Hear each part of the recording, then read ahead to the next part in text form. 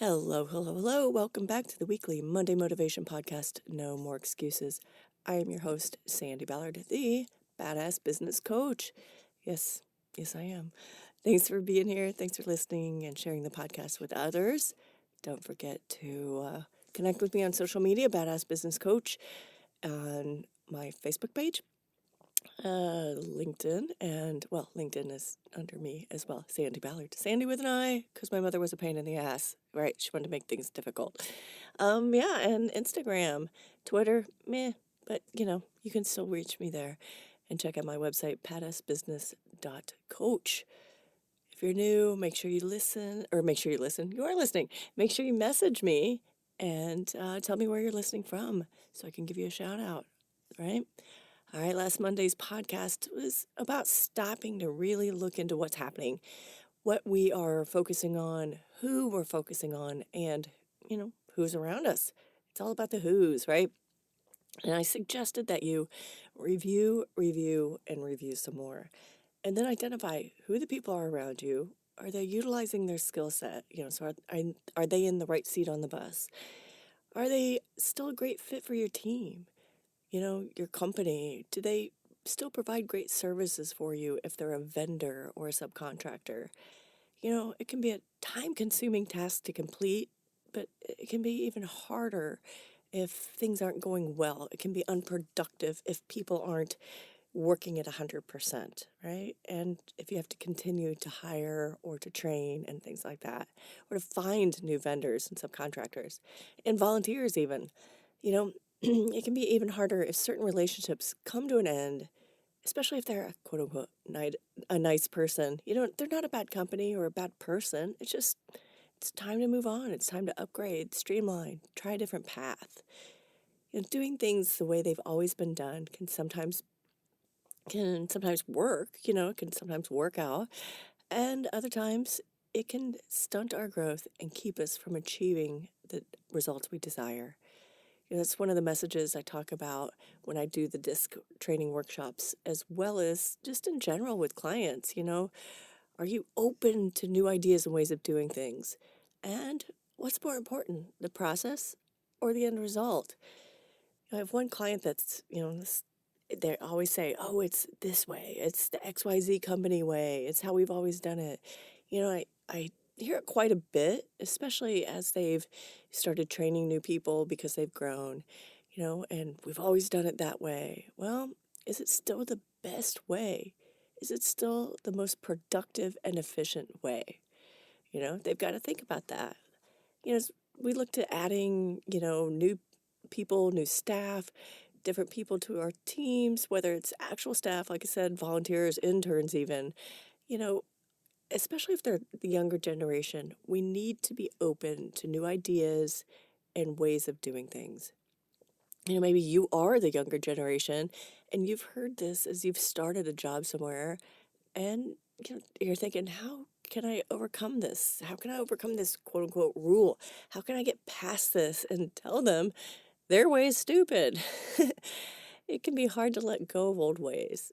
After the last few years of uncertainty, chaos, change, how can we keep doing things the way they've always been done? Why are you still doing things the way they've always been done? It can be hard just to suggest change, whether you're new or not. And when you've heard it's always the way we've done it, or it's because it's the company way, right? With the man Candy, when he was running his business back in Indiana, after the 2008-2010 bullshit recession, he couldn't sustain waiting to get paid on a project for 12 to 18 months based on the building phase, because that's the way architects invoiced and got paid. They got paid by phase. And I was like, that's not going to work, That's great if you have multiple projects in different phases to have a continuous flow of income. But when you're just starting out, you can't have that. Having multiple projects at different phases magically doesn't happen often. So my suggestion to him was to approach the client with the new billing option and discuss how it can help keep finances smoother and easier.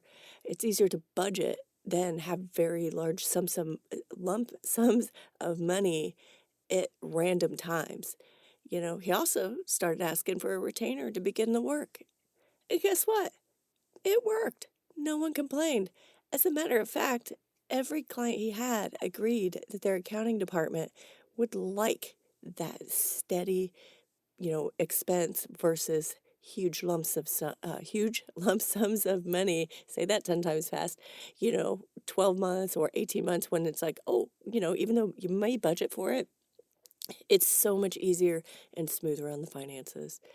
And then I have a client who, as they opened back up after being closed for a couple months during the beginning of the pandemic, they had to modify a lot of procedures, from how many clients they could schedule in each day to how they could enter the building.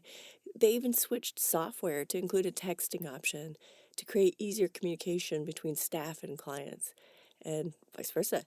I think that was the case for many businesses. As things started opening back up, it was time to look at what the new processes and procedures were working and they wanted to keep, and which ones they wanted to go back to the way it's always been done. Now, trust me, I've been discussing this with them as I've heard some pushback from some of the new hires. So, as they hire and grow, they're looking at, okay, we went back to this way. Do we need to look at new options and new ways to upgrade or simplify even? So, what about you? Over the years, especially the last, couple years, what's changed? What's stayed the same? And do I dare ask what needs to be changed? Last week I had you review your people. I'm sure, that during the pandemic, I mentioned that I changed my logo. I didn't change my people. I changed my logo. I modified my brand to align with my mantra to helping people realize their badassness to achieve the results you desire. I also changed my website, my coaching platform, my scheduling software, and I streamlined my scheduling options. So looking at that, it's like last week was people, this week is processes and procedures. What's changed? What's stayed the same? Do you catch yourself saying, well, it's because it's the way we've always done it, or it's how we've always done it, or it's the company way? If you're catching yourself saying that, or, giving also your staff or volunteers or whoever is around you, giving your people the freedom and the safe space to suggest, a new software. I mean, oh my gosh, there's new software and crazy new things all the time. Technology, what if things aren't fast enough or they just happen to hear about a new this or that? Are you open to it?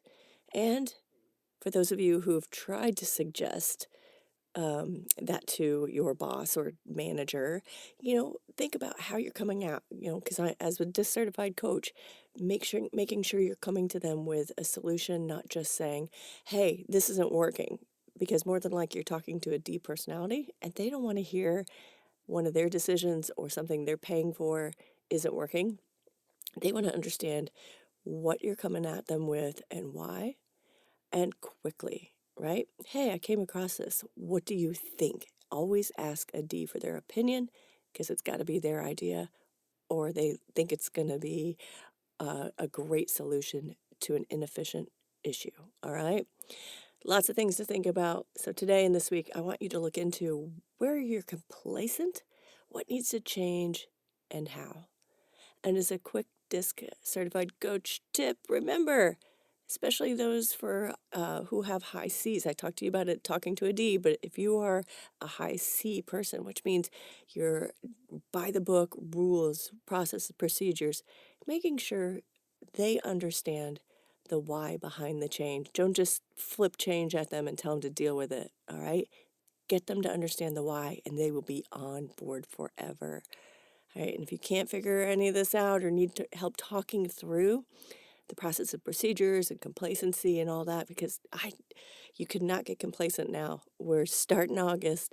We got 5 months left in the year. Let's keep realizing our badassness so we can kick ass and do amazing things. All right.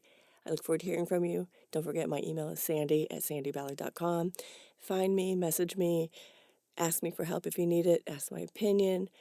All right. I look forward to hearing from you.